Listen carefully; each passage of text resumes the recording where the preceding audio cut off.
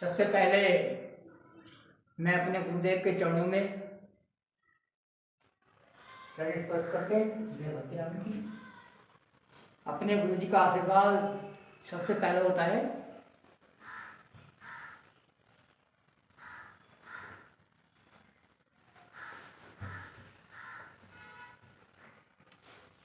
और मैं अपने सभी देशवासियों को हाथ जोड़ करके जय भक्ति राम की, सभी को जय सीताराम की, राधे श्याम की, सभी को सत श्री अकाल की, सभी को हाथ जोड़ करके अस्सलाम वालेकुम।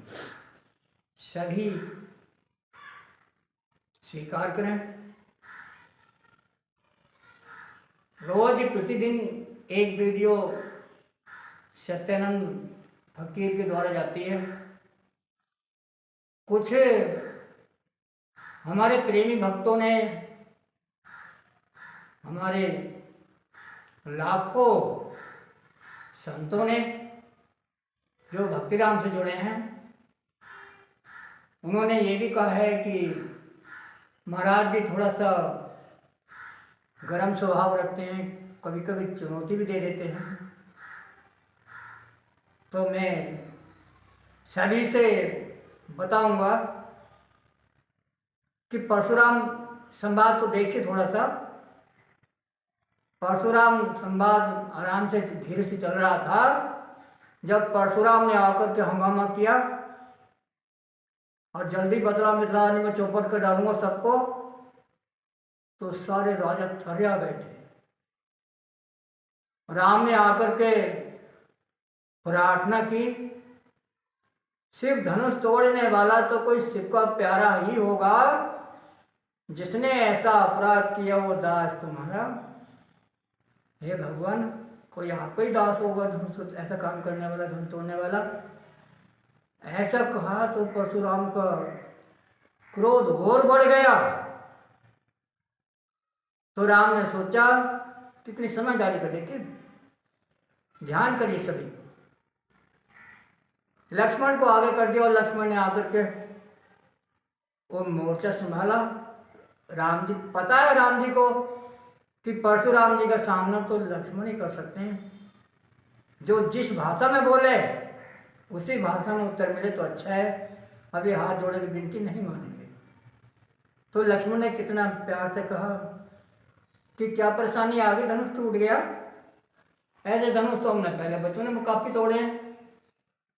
तो क्रोध और बढ़ गया। तो फिर आपका इससे मोह क्यों है इतना, कारण बताएं। और मोह में आपने देखा है कितना सुंदर लगता है। परशुराम जैसा ही बोलते हैं तो उनका उत्तर लक्ष्मण प्यारी भाषा में नहीं, कड़वी भाषा में ही देते हैं।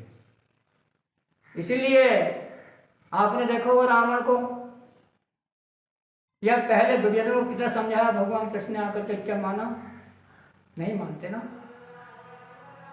फिर कृष्ण को कहना पड़ा, हे अर्जुन, अपने अधिकार को मांगा नहीं जाता है, अधिकार को तो लिया जाता है। रावण को समझाया, सोचा कि अंगद एक ऐसा है हमारे पास जो रावण की भाषा में ही उसे जवाब दे सकता है। तो सब ने मिलकर के अंगद को चुना और अंगद को रावण के पास भेजा और रावण की भाषा में समझाया। शक्ति का अपना बल भी दिखाया कि अगर रावण तेरी लंका में कोई हो तो लंका उठा दे, मारना माना करता है। कहने का भाव, कहने का सारांश, यदि हम सीधी सीधी भाषा में हाथ जोड़ करके यदि समझाएं ना, तो फिर क्या मानेगा कोई विपक्ष? हाथ जोड़ करके समझाएं। मैंने कल की वीडियो में बताया था कि 12 वर्ष का वनवास, 1 वर्ष का अज्ञातवास काट करके भी क्या कोई हल निकला था? क्या दुर्योधन पर, किसी हस्तिनापुर वाले पर असर पड़ा? किनका अधिकार है? नहीं पड़ा ना। और जब पांडव रण में आ गए, 18 दिन में फैसला हो गया। इसलिए मैं अपने गुरुजनों से, सभी मनुवादियों से, इसके लिए जो कटु वाणी बोली जाती है, ये सिर्फ भाषा का, जिस भाषा में कोई बोलता है मैं उसी भाषा में उत्तर देने के लिए मेरी मजबूरी भी है। आगे मैं आपसे बता दूं, आज कल भी मैंने बोला था, जो हमारे देश के सुप्रीम कोर्ट के जज साहब हैं, जब मैं यूट्यूब पर देखता हूँ तो वह उन्होंने धज्जियाँ उड़ा दी हैं मानववादियों की, कृष्ण भगवान की, गीता की। जो सुप्रीम कोर्ट के वकील हैं ना, जब यूट्यूब पर देखा जाते हैं तो कोई उनसे कहता है कि आप क्या बोल रहे हैं, आपके तो धर्म की चाबी आपके हाथ में, न्याय की चाबी आपके हाथ में, पूरे भारतवर्ष की बागडोर, सारी बागडोर आपके हाथ में, तो आप रावणवादी बन के क्यों बोल रहे हैं? इन मनुवादियों के खिलाफ आप क्यों बोल रहे हैं? क्योंकि पहले भी ऐसा हो चुका है हमारे देश में। जो सती प्रथा थी, जिन सतियों ने हमारे देश को सजाया और ऋषियों ने उन्हें सती बनाया। एक और बता दूं, आप कहोगे कि आप तो विवाद की बात करते हैं, जो शरीयत में 3 तलाक लिखा था ना, वह भी सत्य है, झूठा नहीं है।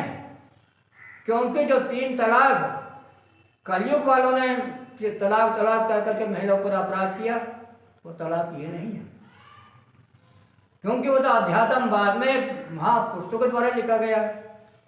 तो जो सती प्रथा थी उसका दुरुपयोग किया तो कलयुग वालों ने किया, महिलाओं को पति के बाद, मरने के बाद में जिंदा जला दिया। ये कौन थे? ये यहीं के विद्वान थे, जो पहले थे और आज भी हैं। अध्यात्म से छेड़छाड़ करना, ऋषियों से छेड़छाड़ करना, जब ऋषियों से छेड़छाड़ होगी, राम से छेड़छाड़ होगी, कृष्ण से छेड़छाड़ होगी, तो बताओ ये संत फकीर मैदान में ना आएंगे तो कौन आएगा? इसीलिए मजबूरी रहती है चुनौती देना। जब तक, अच्छा राम ने देखे और रावण में देखे कितना बड़ा विद्वान था रावण। आपको ये बता दूं, रावण ने अपने सारे खानदान को मरवा दिया। तो आज कोई है ऐसा अपने खानदान को मरवा देगा? क्योंकि वो विद्वान था। जब एक अकेली ताकत ने खरदूषण को मार लिया तो उसने मन में निश्चय कर जाना कि नारायण ने अवतार लिया। इतना बड़ा ज्ञानी था रावण, उसको ये पता हो गया कि एक अकेली ताकत ने, राम ने सारी खरदूषण की सेना को मारा है, तो ये निश्चय ही अवतार है।